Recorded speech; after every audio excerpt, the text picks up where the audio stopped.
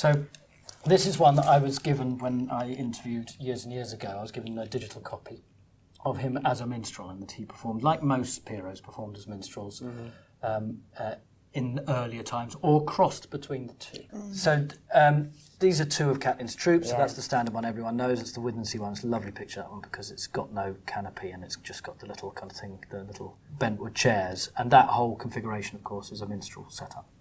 One of the things that I teach people about is that the Pierrot troupe emerges directly from the minstrel tradition and takes over at the seaside, and you can still see it. And here's Carrick, so they were on the same sands, the South Sands in Scarborough. And then these are some others. That's a Bridlington troupe, which I like because of the strength of the makeup and the fact they've got a full-sized harp. There are only two pictures I've found of Catlins in Llandudno as Pierrots.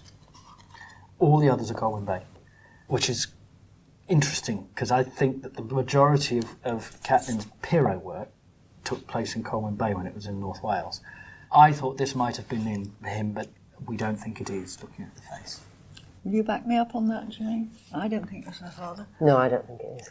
So it looks as though in Llandudno there are no images that I can find of Will Catlin performing as a Pierrot.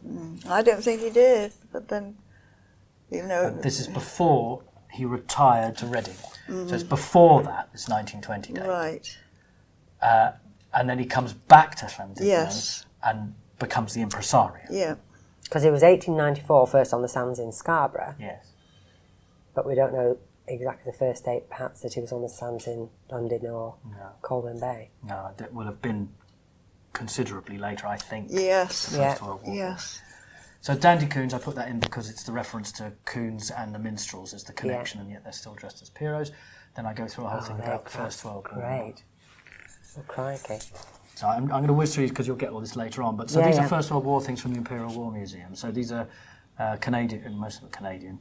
This one isn't. So it's fascinating to see them in the First World War. They're dressed up as Pierrots in 1915. Here they're in Gallipoli, and you can see they're set up in the minstrel setup again. These are men dressed as women. And here's a man dressing as a woman. It's rather tender and beautiful, I think. His officer is preparing his wig. If you go online to the BFI, there's a fantastic film called Splinters, which was made in 1928 about an all-male Pierrot troupe in 1918. But this is another chap in drag, and then of course I show Catlin in drag, and then I talk about some of the drag stuff. There's a hamper there, somebody getting out of a hamper. That's Billy Manders. Oh. Willie Manders. Because this is a hamper. I think that looks like the guy in the middle of that Colwyn Bay photo. It does. And then I talk a little bit about the seaside and the sourcings of the seaside and mutoscopes, and then some images about busking, because I want to get to what I started to do eventually. Some famous Pierrots that people know who they were. Totally. I mean, most of the students I talk to have no idea who these people are. Then some examples of these are my programmes that I've got. And then some stuff around here. Is that Colwyn Bay? Yes. The Happy Valley Entertainers, who are here dressed as Pierrots, and here they're dressed, actually they're still called the Happy Valley Entertainers, but now they're dressed as a sort of beat combo. So it's starting to be a mixture between swing and early forms of pop music. In the mid-war years, people started to evolve into concert party more than Pierrots. So then I go into the Second World War and the way that concert parties were performing in the Second World War on ships and various fit-ups in the desert. Talk about ITMA and how it moved on to radio, and use of catchphrases like don't forget the diver, and the fact that all these concert parties are being organised by Basil Dean and ENSA. And of course the Goon Show also comes out of that idea of sketches by a troupe and satirical and poking fun, and they all of course come from concert party as well. And then I end up talking about Monty Python and League of Gentlemen and things like that. And of course also the Beatles, so the way that music has evolved, and the Moths would be an example of a Pierrot troupe or a concert party that the Beatles are not a million miles away from. Oh, What a Lovely War is a thing that most people, like Catherine's first encounter with Pierrots was through Oh, What a Lovely War, as was mine. And so that in 1968 was still in living memory. That's my first troupe. So that's me performing in the centre in Edinburgh, doing Winkle Watson and the Barnstormers. So we were a concert party at that point. Alice went on to become a Radio 4 presenter and is now married to Claire Balding. And Simon now runs a theatre company in Brighton, which is a landscape theatre company called Red Earth. So that's my first Pierrot troupe, my first Pierrot season. We had very strong makeup, and we were very peripatetic. That's me with my first banjo. And we all played these instruments and sang in harmony and played on Brighton seafront in espadrilles, which all fell apart in the sea. Over the years, we became quite well known. So for 30 years, we played all the different things. I started to have my little vent doll, and this is us in Filey and Morecambe and Southport, I think. We opened the National Theatre of Variety in Blackpool. That's my invitation to Uncle Taco from the Queen. So I went to Buckingham Palace for my contribution to British music. Oh, wonderful. And it was quite difficult for me to go, actually, but I decided to go on behalf of all the seaside entertainers who'd never been given any credit over the years, and I thought they should, so I went on their behalf. When she was eventually introduced to me, she said, "Hello, who are you?" And I said, "Hello, I'm Uncle Taco." And she said, "What do you do?" I said, "I run the last remaining seaside Pierrot troupe in Britain." She said, "Where do you do that?" I said, "In Bradford in West Yorkshire, which is where I was based." She said, "There's no seaside there." I said, "You're a sharp lady. Have a postcard. If you've got any gigs for me, let me know." Oh, Did you? oh dear. The Coral, which is a band, nicked my image, and so I went to #1 in America and Britain. 15 million hits, I think we had with that. So that's me that they took as an image. But it's interesting that image can still be used in contemporary culture.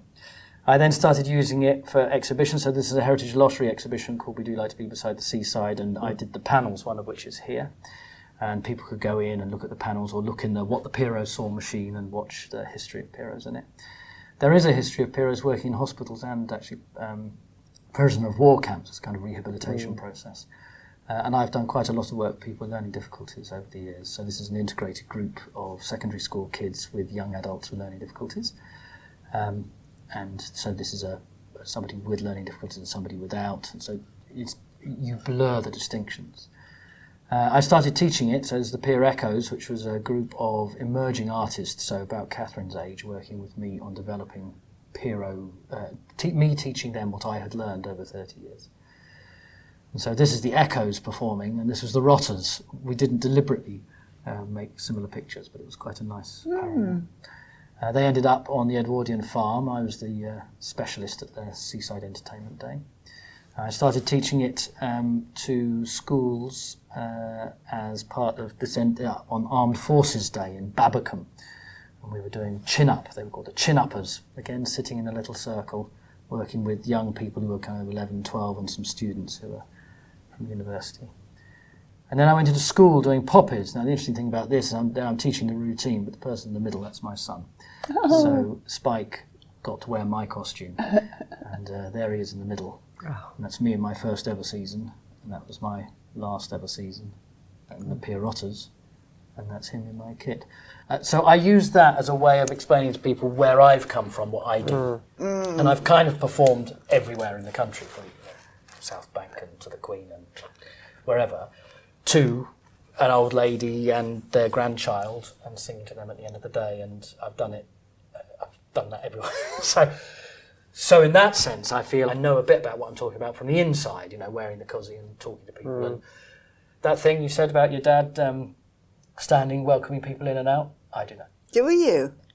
The personal touch. But because it's my name over the door. When I do the Imaginarium, which is here, it's my name over the door.